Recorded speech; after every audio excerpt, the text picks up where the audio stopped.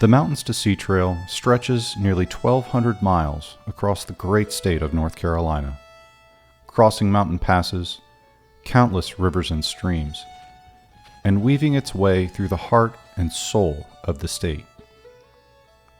Walking across North Carolina on the Mountains to Sea Trail will not only lead you to unspeakable natural beauty, but to many communities across the state that embrace the trail and celebrate those who walk its path.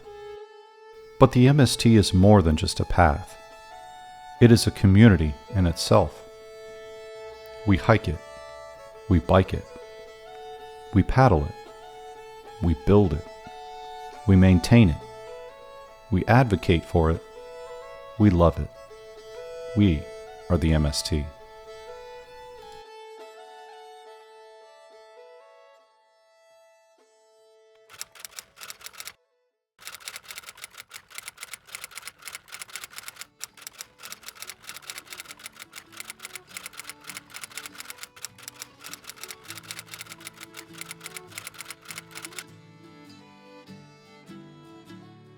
This trail does exist mainly because it has been those volunteers and because local communities have taken ownership of it.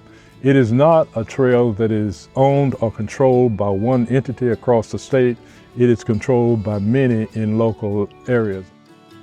There is a Bureau of Indian Affairs, BIA road, that comes down from Hintuga Road to Big Witch Gap. It's about almost 4 miles. And that would bypass 3 of the tunnels that the Parkway had declared we do not want hikers going into the tunnels for a variety of reasons, and that's good. So this road would bypass 3 of those, so this would be very essential.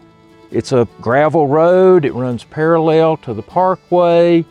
It's almost like walking on a trail, even though it's a road, and it's owned by the Cherokee.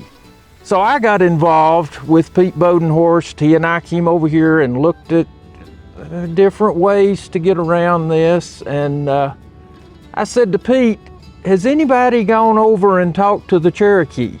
Wouldn't it be nice to just go over there and talk to them, meet somebody? I made a couple of visits and talked around to people and found out that it was Larry Blythe. Larry was the vice chief. He used to be the forester for the tribe. He was the one that I needed to get up with. One day I went over to the tribal office and they said, well, Larry's here, but he's tied up right now. And I said, well, okay, I'll wait. So I sat there and waited, and finally Larry let me in to his office, and we had the best time. He said, you know, this does sound good. He started helping me to make this happen, that all we really needed was a resolution from the tribe, from the tribal council, to say that the Mountains to Sea Trail could come down this Bureau of Indian Affairs road and come out at Big Witch Gap. That's all we needed. And in the meantime, I got to know the superintendent of the Parkway, Mark Woods. I met with him several times, and he could see the value of this, because below Big Witch Gap, we had 2 more tunnels that we had to do something about. Refer back to the statement, you cannot hike through the tunnels. So we've still got a problem there. Some of us from the Carolina Mountain Club got with Alan Gayheart, and he proposed a route around those 2 tunnels. I'd heard for years, you can't do it, there's a rock cliff there, it's impossible.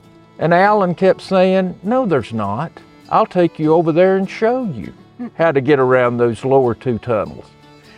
We went out with Alan Gayheart, my idol, and he showed us how to do it. Showed that to Mark Woods, the superintendent, and he said, I tell you what, if it's the last thing I do before I retire, I will get you a construction permit to the state to build that trail.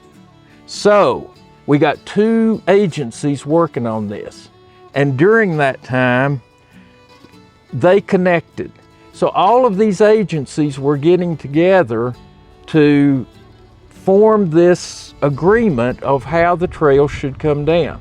And the thread was so interesting because they were emailing with Larry Blythe, my new friend, the vice chief, and Larry, they were inviting him to come over to Asheville for this meeting of all these agencies together. And Larry's response was, we'll have that meeting at the Tribal Council building. Go, Larry. Come to my house if you want to do this. I just applauded what he said in that email. They had that meeting. As we move forward, it's important that we establish this type of networking, these type of relationships, so that we can educate people, including ourselves, how to maintain our trail systems, how to maintain really nature in general. It was time to extend the Falls Lake Trail from Highway 50 all the way to Penny's Bend, and so that was 30 miles. Then we had to do a flag line from Highway 50 all the way to Penny's Bend. Well, before we can do the flag line, we had to have a written MOU, MOA by Army Corps of Engineers, NC State Parks and Rec, Wildlife Resources Commission, Durham County and Wake County Parks and Rec. Wow. So it took us 7 years to get that document signed. Wow. Yes. It was And some perseverance. Yes. It was very, very difficult. For the first 2 or 3 years, we had nothing but document editing, because it states very clearly what we're going to do, what North Carolina Wildlife Resources Commission is going to do. And so it outlines all the responsibilities, and it's very hard to get all 5 of those players to agree on something. But we finally did it, and so after 7 long years, then we had to go out and get the flag line approved. And then we built that 30 miles within 5 years. And so I love telling the agencies that it took 7 years to sign the document, but just 5 years to build it with volunteer support. The Army Corps of Engineers here at Falls Lake, they love the Mountain Sea Trail. And in fact, they were the first signer on Wow. that. And we felt like, because we even sat around a table and had an hour-long meeting, who wanted to sign first? And it was crazy. Well, I don't know if I can sign first, because we didn't need you to sign first.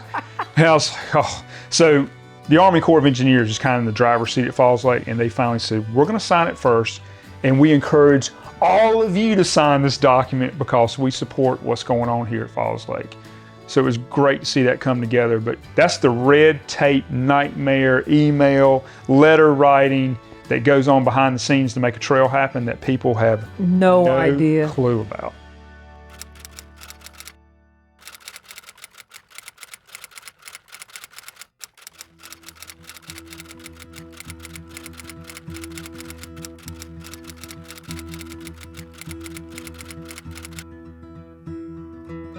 A little bit of background about Kelly. Kelly is a town on the Cape Fear River. Well, calling it a town now is a bit of a stretch. It has a general store, it has a church, it has a post office, but it used to be really a river and farm community along the Cape Fear River. And this amazing man named Richard Smith grew up there. I mean, walking is fun. I mean, walking's good, but when you got a group that supports it, like the MST support the trail and everything, to walk on, that's the ones that really deserve a hand, because they're opening it up for a lot of people who wouldn't have a chance otherwise, When we were laying out the route for the Coastal Crescent Trail, what I would do is we had created a draft route using GIS. What I had told the woman who did that for us that we wanted to use any trail that was available. And then I said, these are the different public lands we're trying to be close to, even if we can't get into, because eventually I hope that we could build trail in them. And then we wanted to have either a church or a convenience store every 10 miles. And the reason for that was for resupply and for possible camping.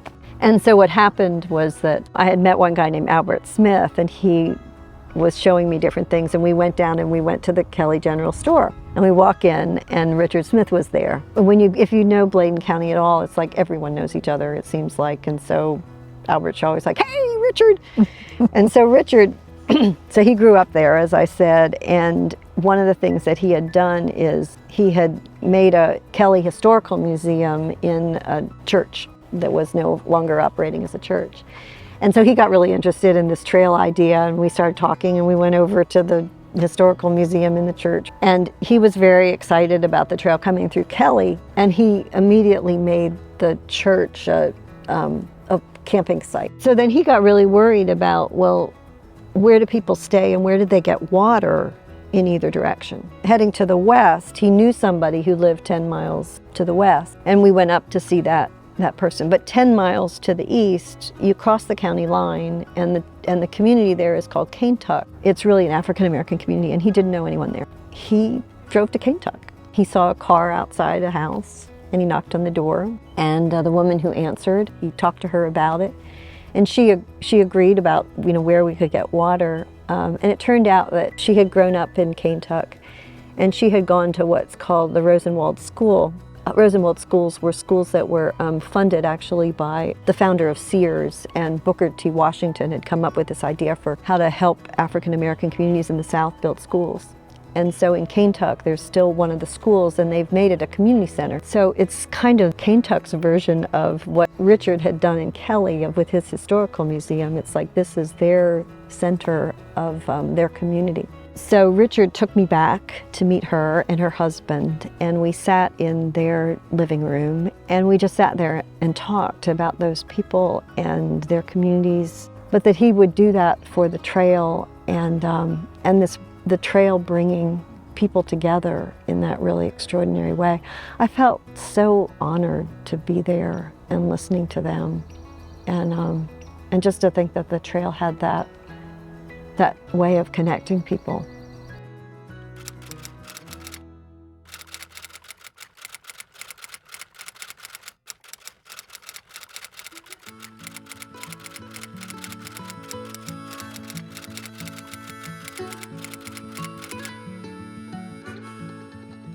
So the Coastal Crescent is our land-based trail route in eastern North Carolina, and historically the Mountains to Sea Trail went all the way along the Neuse River from the Falls Lake Dam to the Croatan National Forest. So basically it's about 8 counties, of which maybe 10% is off-roads. So one of the big things that I did was I went from county to county trying to meet people in counties, particularly counties where there was a legislator with significant power in the influence for what we were trying to do. And so I would go to those counties and try and find people who cared about conservation. And what I found in going into the coastal plain in particular was that anywhere the Mountains to Sea Trail was supposed to go, they were really interested in it because of the economic development potential of it. They saw that. So I was thinking, well, that's very intriguing, and a way to do conservation and economic development and all these great things together. Really, when I started this, I was working on this one project in Roseboro and for the Pondberry Bay Preserve in Sampson County, because that's where we have the longest section of trail with no off-road areas. And it's a big county. It's the second biggest county in the state. And so we were picking this one location to work on advocacy, really, to try and get permission to get the public into this state-owned preserve. There, I realized pretty quickly that the issue was more than just a design issue. It was really fighting on behalf of people who didn't have resources. And so we found out that, or at least for me, I found out that this was a community with no state park, no natural surface trail, not just MST, but really very, very little access to outdoor recreation. And so what I began doing was gathering GIS data, creating the base foundation for maps, and from there basically started to figure out, how do we create a trail? Where would it go? If there were no obstacles, where would we put it? And then started working from there to see who would work with us first. And that's kind of how all the projects have worked. And really what I did was I would go and I would meet people and basically go from there, see what had been started before I came on and how we could make it better. And from there, things start to emerge. once you start to create maps and draw lines on paper, you start to move past all the bad ideas until a good one comes up. From there, it was a matter of just making maps and coming up with ideas and going to get feedback and seeing, where doors would open and who we could work with, where we could get started.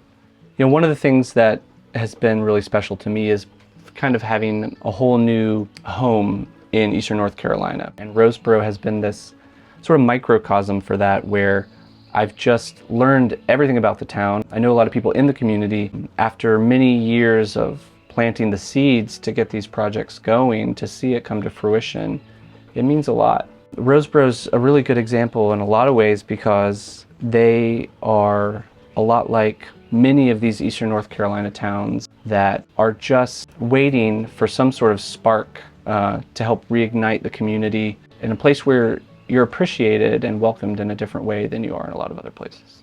But what you don't understand until you really get a feel for it is the impact that people and communities have. And when you may do something that is smaller, low budget, and maybe not seen by as many people, but it is transformative in a way that many of these multi-million-dollar park projects are not, because you're taking a community who really hasn't had a lot of things to build hope or momentum around and giving them something, and it exponentially changes people's perceptions of themselves, their town, what's possible. And I think that's what the MST can do in the Coastal Crescent. We can really have a bigger impact there than anywhere else in the state. A lot of people tell me no, when I'm asking for permission for the trail to go on their property, or I'm asking to see if they want to, come out and help on a project or whatever. But it's not because they are anti-trail, it's just that they don't know what they don't know yet. And I found that after being persistent and after bringing in resources and after pestering and sweat and putting my sweat equity out there, people's minds change because they see me as a part of their community, because I've stuck with it, we've stuck with it. And now we're bringing grant funding and actually building something that the town can use. That is what we just have to keep doing, is educating people and showing them who we are, and that we are not going away, and that we are committed to benefiting them. And it's hard to build trust if you don't make that first move to be generous or to be giving or to be invested in them. A good project would probably be the best asset they could get out of the whole thing. If we get a project down here, clean the trail up, keep it looking suitable, whatever needs to be done to keep it good. And they're always on projects like that, trying to open the trail up to more people and make it easier to take. And probably would be the best thing you could get was some good advertisement and let people know what you are truly about, In Hillsboro, the trail follows along the Eno River right through town. And when they built that section of trail, it was a big step forward for the MST. The town planner for that part of the trail, several years after it was built, she was at a meeting and she got up and she spoke about what that trail had meant to Hillsboro. And she said that when she planned the trail and they built the trail, she was obviously really excited about it. She thought this is going to be a great recreational and conservation and amenity for the town. But she said what it's really become is like the main street of the town. It's like people meet each other as they're walking and they talk and they whatever, and they and it's like where the town convenes. And it was just so powerful to me to think that a trail could mean that for a small town.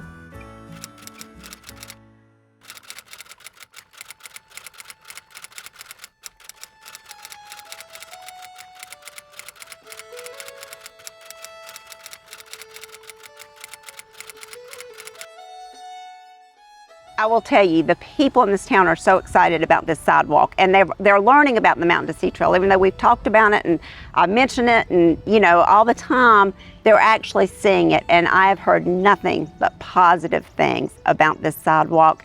I don't think anybody realizes how many people are so dedicated to the Mountain to Sea Trail.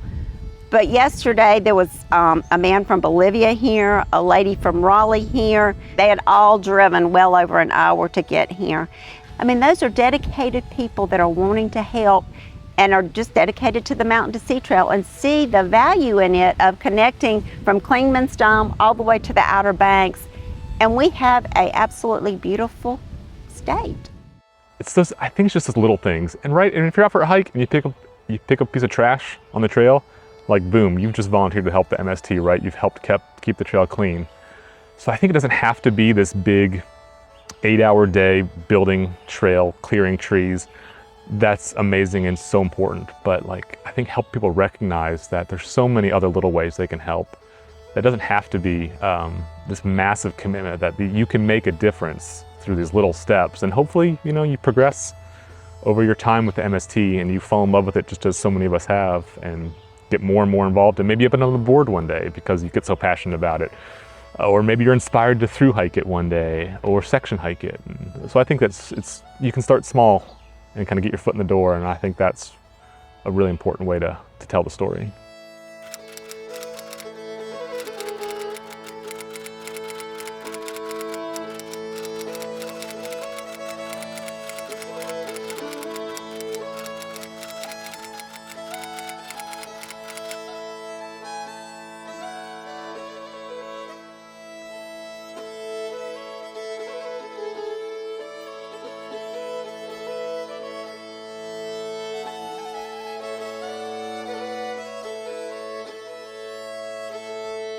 I'm Jester. And I'm Austin. And we are the MST. My name is Angel, and I am the MST. Hey there, I'm Jennifer Farr Davis, and I am the MST. And so are you. My name is Alice Butler. I'm the mayor of the town of Roseboro. I am the MST. Hi, I'm Abby, and I am the MST. And I'm Jason, and I am the MST. Hi, I am Rowan, and I am the MST. My name is Brent Lawrence, and I am the MST. I'm Howard Lee, and I am the MST. Hi, I'm Cindy, and I am the MST. Hi, I'm Tom Dellinger, and I am the MST. Hi, I'm Danny Bernstein from Asheville, and I am the MST. I'm Betsy Brown. I work with Friends of the Mountains to Sea Trail. I am the MST. I'm Jeff Brewer, and I am the MST. My name's Dwayne Patterson. I'm Director of North Carolina State Parks, and I am the MST.